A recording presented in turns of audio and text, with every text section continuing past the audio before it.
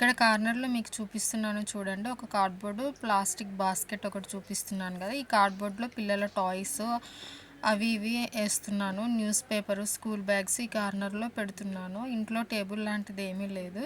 ఇది కొంతవరకు హెల్ప్ అయింది, కానీ ఎంత సర్దినా కూడా పిల్లలు అటు ఇటు లాగినప్పుడు కింద పడిపోవడం, పొద్దాక వాటిని సర్దడం, ఇలా కొంచెం నాకు ఎంత నీట్‌గా ఉంచినా కూడా మంచిగా అనిపించట్లేదు అనమాట.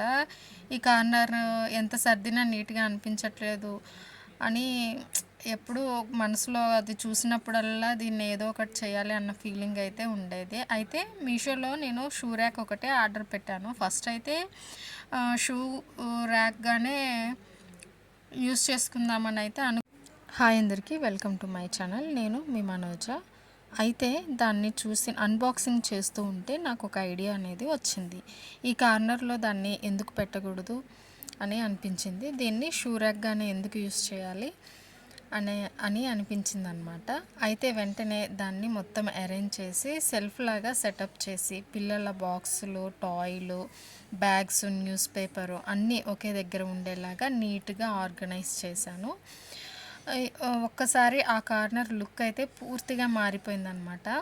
ఎంత నీట్‌గా కనిపిస్తుందో, స్పేస్ సేవ్ అయినట్లుగా కూడా అనిపించింది. నాకు చాలా హ్యాపీగా అయితే అనిపించింది. మీరే చూడొచ్చు ఈ వీడియోలో దాని అన్బాక్సింగ్, అరేంజ్మెంట్స్ అన్నీ చేసిన తర్వాత కొంచెం టైము, ఒక చిన్న ఐడియా, ఈ రెండు చాలు మన ఇల్లుని చాలా అందంగా మార్చుకోవడం కోసం.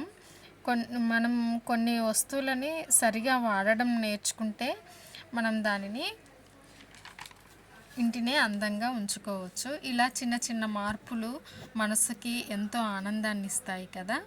అదేవిధంగా నేను ఇలా చేయడం వల్ల ఆ కార్నర్ కూడా చాలా చూడడానికి చాలా నీట్‌గా అనిపించింది. మన మిడిల్ క్లాస్‌కి వాళ్ళకి ఏముందండి, ఇలాంటి చిన్న చిన్న ఆనందాలే మనకెంతో పెద్దదిగా అనిపిస్తాయి కదా. నాకైతే చాలా బాగా నచ్చింది.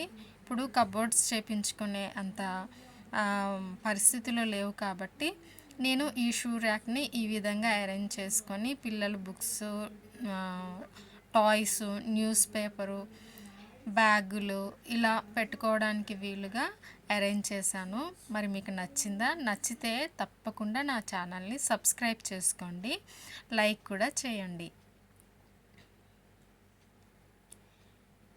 మీకు పాత పిక్ కూడా పెడతాను, ఒకసారి చూడండి. సర్దిన తర్వాత ఎలా ఉంది, ముందు ఎలా ఉంది అనేది. నాకైతే అసలు ఆ రెండిటికి డిఫరెన్స్ చూసినప్పుడు చాలా చాలా బాగా నచ్చింది. మరి మీకు ఎలా అనిపించిందో కూడా కామెంట్ చేయండి. ఈ వీడియో మీకు నచ్చినట్లయితే ఖచ్చితంగా చిన్న లైక్ చేస్తే మీరు ఇంకొంతమందికి నా వీడియోని పుష్ చేసిన వాళ్ళు అవుతారు. Thanks for watching.